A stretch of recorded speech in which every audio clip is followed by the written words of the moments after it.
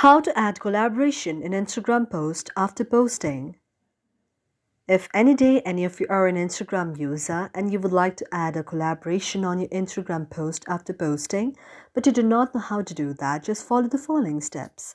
For this, first of all, you have to launch the very Instagram application on your mobile device. You can search the very Instagram application on your mobile device, and after you find it, you can just tap on it. And after you tap on Instagram like this, Instagram will be launched on your mobile device. After that, you have to go to your profile like icon, and after tapping on your profile like icon, now you have to tap on any of your posts where you would like to add the collaborator. After tapping on that, you have to go to the three dots on the top, and here you can see the option of edit. Now you have to tap on the option of edit.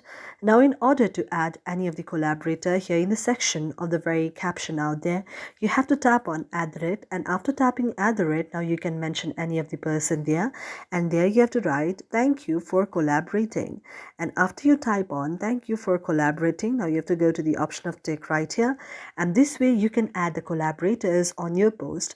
Likewise, you can also add the various kind of collaborator just by taking add the rate out here and then clicking out the collaborators, and this way you can put collaborators on your Instagram post.